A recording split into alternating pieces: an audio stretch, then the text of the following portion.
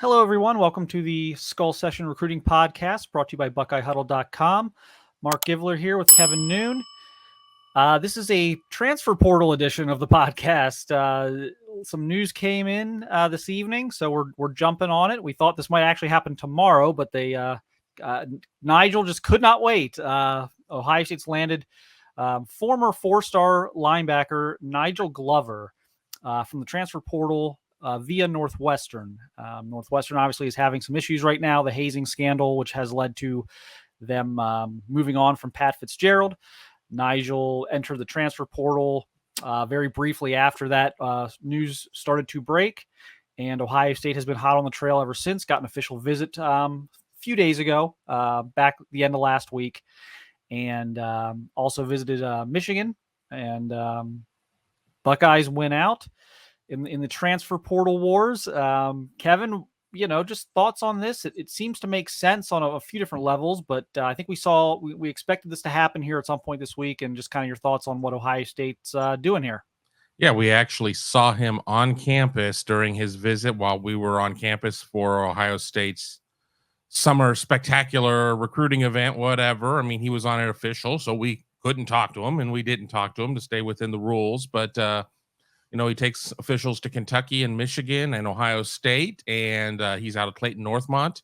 And I think it's an important get, because whether or not you see him as a linebacker or at that Jack Leo position, which we can get into here in a minute, I think he still kind of fills a need, especially as I think Ohio State fans are a little bit concerned once again that here we go again with defensive end recruiting, and where are things going to go? And this news coming off the heels of missing out on Kingston Villamu Asa, who's going to Notre Dame out of St. John Bosco in California. So, somebody who doesn't need to come in immediately and have an impact. I mean, I still am not exactly sure where 85 is in terms of everything, but I think one of the first questions people are going to say is, well, if they like him so much, why didn't they go after him in the first place? Well, you develop a little bit as time goes on and your needs change. So, I mean, here it is, and know that they wanted him this point, and they got him. Yeah, they liked him in high school, but they didn't offer him. They were hoping to see him last summer, and he decided to just commit to Northwestern. He was a guy who had a really decent chance at maybe being a camp offer type of guy. Decided to commit earlier than Ohio State had hoped. Committed to Northwestern, and so that's what led him to Evanston. And on top of that, I think they were still in on some other guys. I think they weren't quite sure what the linebacker numbers were at that point. Obviously, Arvell Reese was a huge target for them in the state of Ohio. So this makes sense right now. I think he's probably going to start out as a linebacker for two reasons. One, I just think that's probably where his body is at right now. But number two, I'm still not convinced this jack position is going to be much of a thing. As long as Larry Johnson's the defensive line coach, and who knows even beyond that, it's just kind of a different position. And it's something that was probably necessary at Oklahoma State, where you are recruiting a lot of tweeners. You are not getting the Chase Youngs of the world out of high school. And so will they go back to that at some point? I don't know, but I'm still not super convinced this is going to be a huge part of the defense, but maybe Mitchell Melton will change my mind this fall. And that may be a good litmus test. If Melton does well there, Nigel Glover is a pretty similar physical profile to Mitchell Melton. So we'll see. But some position flexibility. Definitely takes the heat off of having to add a third linebacker to this recruiting class. They certainly can if they want to. I think they still probably will look for one, but they don't have to reach for one now. Glover's very much a Tywone Malone type of recruit. I've said this before when they got Tywone Malone. I said, this is not really a recruit for this year. This is a recruit for next year. They're going to lose a lot of guys, whether that's along the defensive end position to early entry to the NFL, or whether that's their veteran group of linebackers. There's going to be bodies leaving the program. This is a nice transition year for Nigel to get in the program, get in the strength conditioning program, learn the defense, maybe do some scout team, maybe contribute late in games if they're fortunate enough to get up in some games.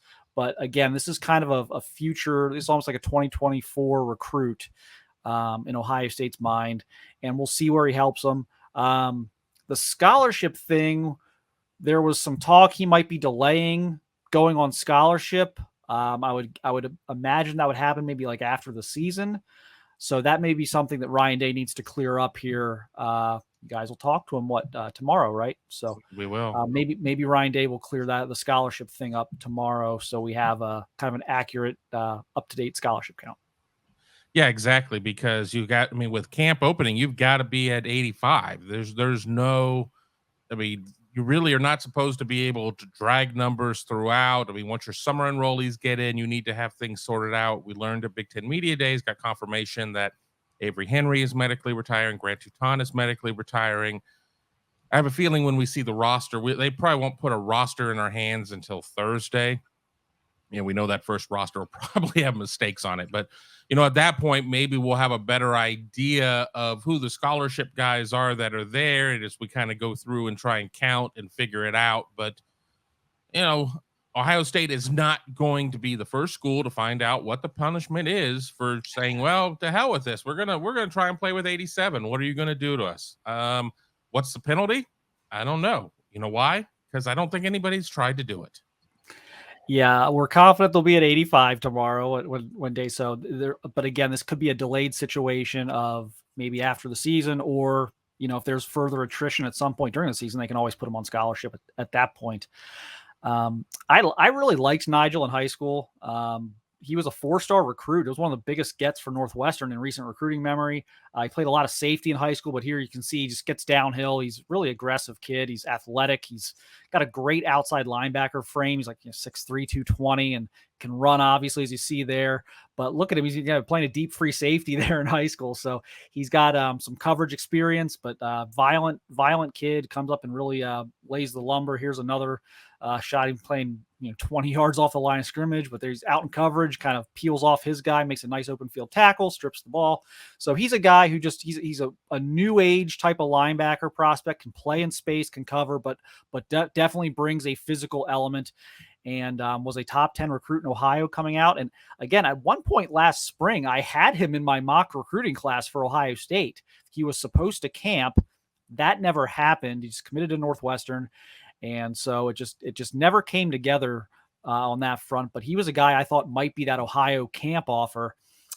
So this was a guy who was very much on the fringe of an offer coming out of high school. And I think just the way things have evolved with roster need, and I'm sure they got a look at something of him. I'm sure they did their homework, maybe called back some guys at Northmont.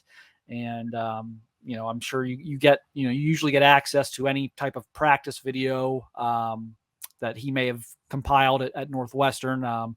So, we'll see kind of, again, hear from Ryan Day what exactly they were able to glean off of these last maybe 6 months from him between the time he, got out of high school, his high school season was over, and the time he entered the portal. But makes a lot of sense for me. Again, I've been asked we had a good discussion about this on the message board the other day. The days of you missed your number by 1 or 2, so you're going to add 2 low 3-star kids, maybe 1 Ohio Plan C kid, and 1 South Florida sleeper who maybe you think's those days are mostly over. I wouldn't say they're completely 100% over, but they're 90% over. Most schools of Ohio State's caliber, of Alabama's caliber, those types of programs, they're not going to do that late reach in January anymore. They're going to wait and see who enters the transfer portal, and they're going to get a proven commodity. And I'm not saying Nigel's a super proven commodity at this point, but they're going to take someone maybe a little more developed, a little more proven than your Plan C Ohio kid, or your again, your old South Florida. You used to see Jim Tressel all the time. They'd get some low 3-star kid from South Florida at the end, and sometimes it worked and sometimes it didn't. Like Orion Johnson was one of them. Yeah, Orion Johnson right. came in late in the class. Nobody was really sure what position he was, and that one worked out. Yeah. So, that may, there's still going to be guys who have great senior years, and then Ohio State's oh my gosh, we got to take a closer look at this kid. That's still going to happen to an extent, but the thought process of, well, we were going to take 4 receivers, we only got 3, we have to take a 4th receiver from the high school pool by February. That line of thinking, those days are over. They will go to the portal and find a guy. But I assume Nigel's going to be at practice this week. So we'll get a real look at him. What day are we in there for practice? We're in there on Thursday, and I think I know that he's immediately eligible, but again, is it scholarship? Is he part of the 85? Is he part of the 105 at first? I mean, there are some various hurdles in terms of roster management numbers, but I'll be waiting and looking for when he pops up on the roster and has a height, weight, number, all of that stuff put on there. But we get to see them on whatever this is coming up on the 3rd, and then we get to see him again on the 11th. So we'll have by the 11th he'll certainly be there. Yeah, and what? Obviously, we'll ask Ryan Day about him tomorrow. Ryan Day's media availability is tomorrow, so probably it's a lot of quarterback stuff tomorrow. So I know that's what you guys are interested in as well. I'm not trying to downplay the quarterback thing. That's kind of a hot topic coming into camp. So we'll get some of that stuff, but I'm sure Ryan Day will get asked about Nigel Glover. And then Thursday, we'll see if he's out there. And if he is, we'll try and get some clips. I think we're generally allowed to take a couple minutes of video. So if he is out there, I'll make sure we try and get some clips for you guys, just so people can get a look at him, see how he's looking, where he's repping, everything else. So we'll be on top of that this week. But just want to get something up here real quick with our quick thoughts on this addition to the roster right before fall camp starts. Great time to join BuckeyeHuddle.com with fall camp kicking off this week. Quarterback battles, position battles, how good's this defense going to be? All sorts of questions around Ohio State right now. We're going to be on top of it. That's BuckeyeHuddle.com. And you can, of course, always get our podcasts wherever you listen to them. And you can always watch us here on YouTube at youtube.com/BuckeyeHuddle.